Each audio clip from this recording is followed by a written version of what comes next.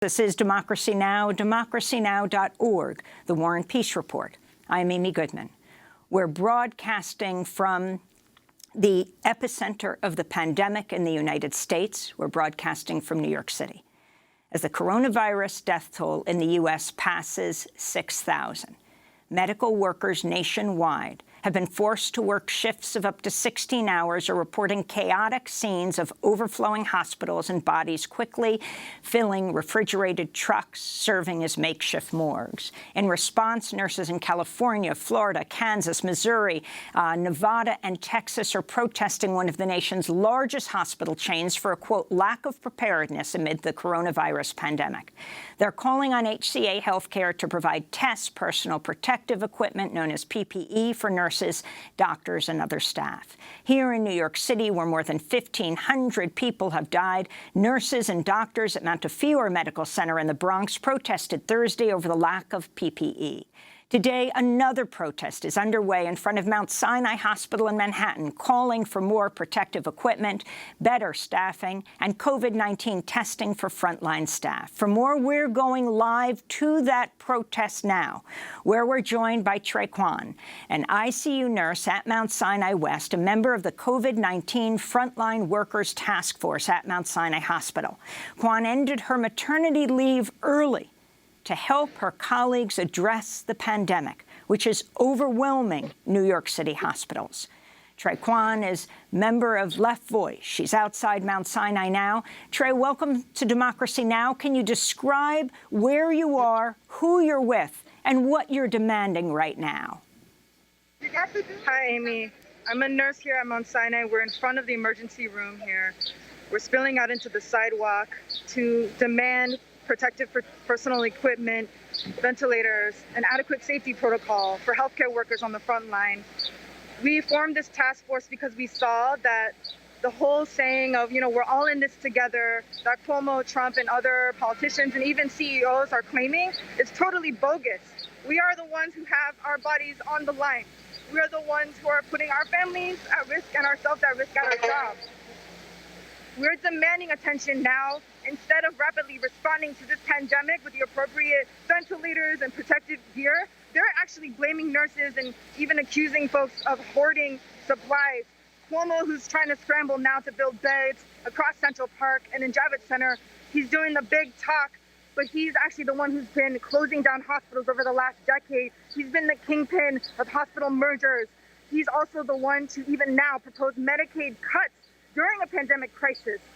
So we see that the solution is not going to be presented by these demagogues who are even now passing a $2 trillion stimulus package for corporations with pitiful relief for working class folks. We're here and we're really inspired by the actions of Jacobi Medical Center nurses in the Bronx, Montefiore nurses in the Bronx, and Amazon workers who walked out. We're in solidarity with Chris Smalls, who was faced retaliation for his organizing.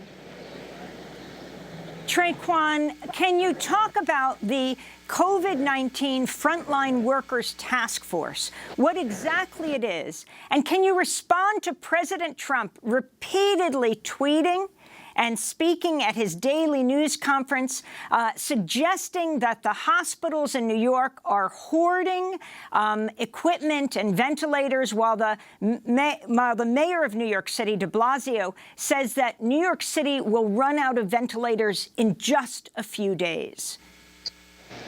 I mean, the COVID Frontline Workers Task Force we formed over the last week when we saw that our demands were not being met. It is an interdisciplinary task force of healthcare workers on the front line, residents, doctors, nurses. We invite all healthcare workers to form those kinds of worker-led assemblies and committees at their hospitals.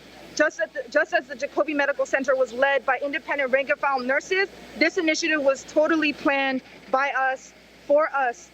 We invite the union leaderships to take up these kinds of organizing and support it full-heartedly. In fact, this morning, the whole claim Trump's saying that we're hoarding supplies is absolutely absurd.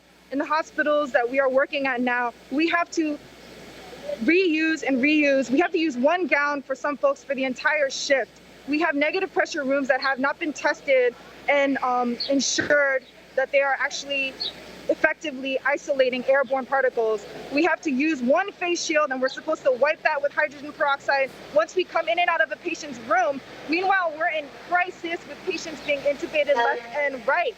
We have, as you know, morgues filling up. So this claim is absolutely absurd, and it's a total lie. De Blasio, he's calling attention to the lack of ventilators, but it's not just ventilators. Sinai, up until a few days ago, only had several days left of protective personal equipment.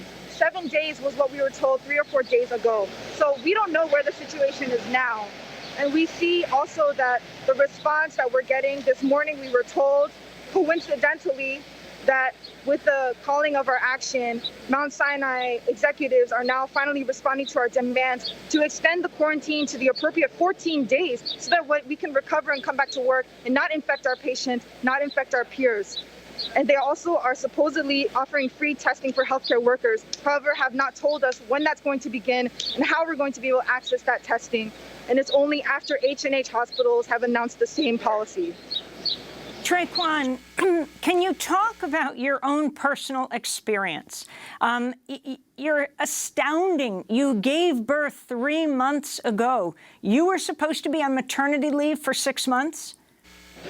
Well, Amy, you probably know that this country doesn't provide paid maternity leave for the working class and birthing folks. So I was going to stay out for 5 to 6 months just to spend time with my baby and use my savings. I went per diem during pregnancy because I was feeling really sick and dehydrated, and I had medical conditions during pregnancy because we can barely take a break during our shifts. We were already chronically short-staffed before this pandemic hit.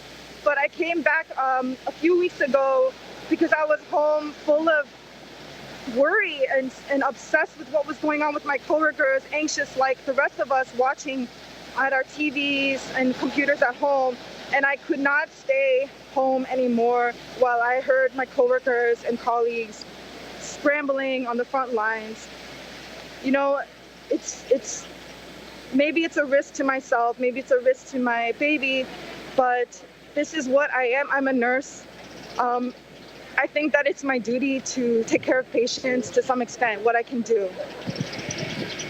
You have released a statement of purpose, which notes, under the Defense Production Act, the president could take over 3M, Honeywell, and Kimberly-Clark, the largest manufacturers of N95 masks and other protective equipment. Explain that further. So what's really necessary, Amy, my opinion, is that manufacturing industry needs to be nationalized and put under total public control, actually democratic workers' control. That would be the only rational way to respond to this crisis. GM, all these corporations are sitting around waiting for their package from the federal government. And they're right to wait for that because historically that's what has happened.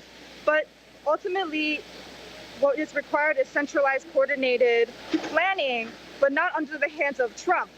Trump is yet another billionaire boss, bigot, who's also looking out for his own interests. So it really needs to be under the control of the public, the working class. So, I mean, this is an idea, and I think that in this crisis, it's finally becoming really concrete. Why does healthcare need to be national, public, and a human right? Why can we not have corporations in charge of determining who gets care? People are too afraid to go to the hospital because even with COVID, because they're afraid of the bills that will remain behind them after they die.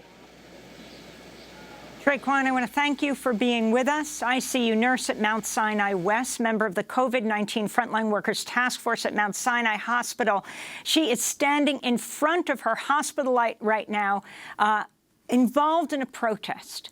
I wish you the very best. You and all of your colleagues are heroes, defending the lives of everyone, even beyond your particular hospital. I wish your baby all health, your family all safety. Thank you so much. When we come back, we look at the response to the coronavirus in Asia, from the Philippines to Singapore to Taiwan. Stay with us.